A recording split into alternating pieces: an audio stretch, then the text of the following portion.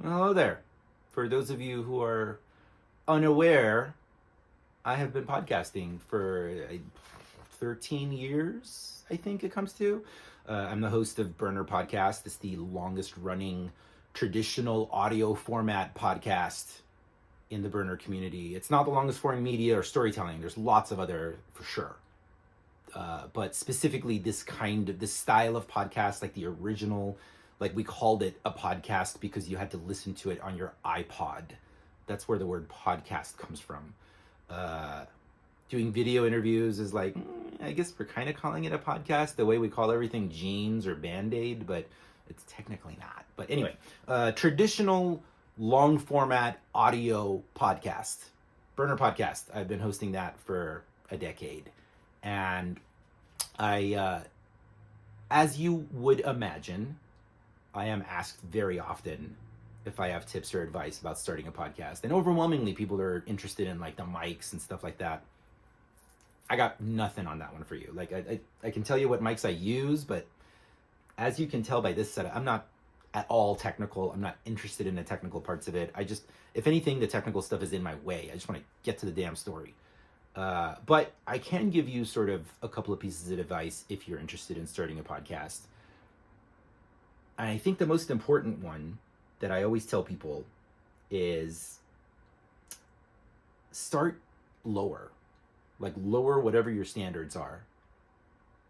And certainly if you're like a type A high achiever, which I have definitely guided a few people who have started their podcast who are that way, and they flew right past whatever my numbers were. But generally speaking, I always advise people to start lower because you can always add more.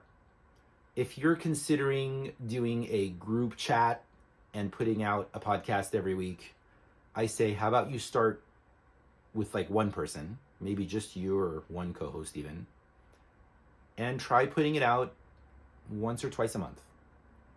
You can always add more. It's a lot harder to go backwards. Start with audio and see if you can just like stick to it for a schedule. And then you can add video. If you start with video, in my experience, in my observation, it can be really sort of heartbreaking to have to go backwards.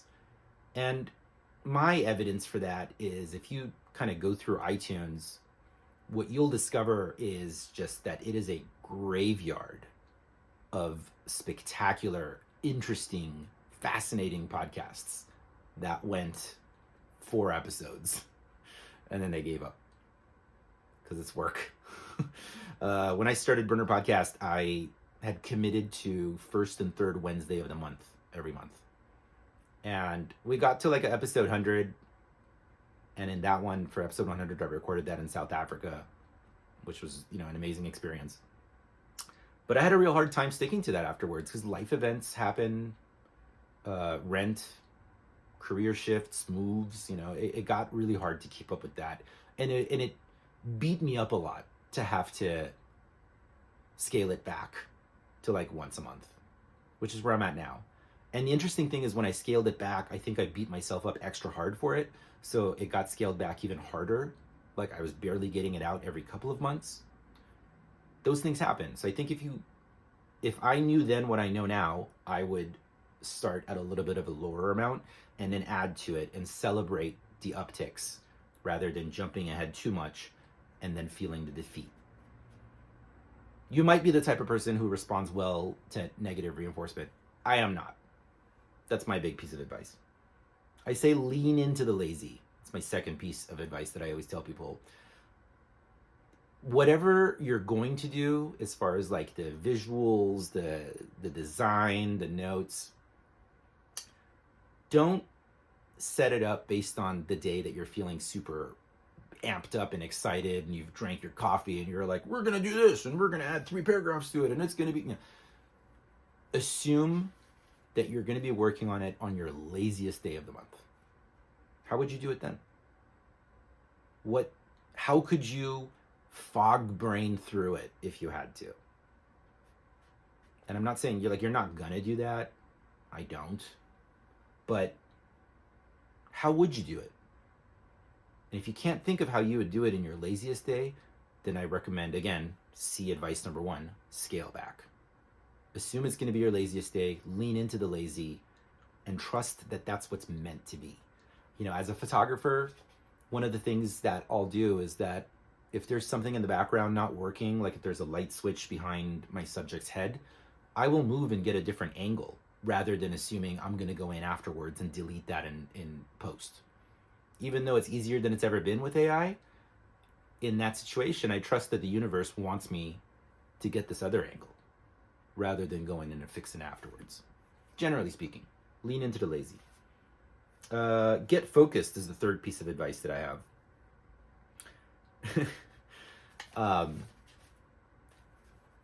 I hate to break it to you, but you and your friends talking about whatever is not as interesting as you think it is.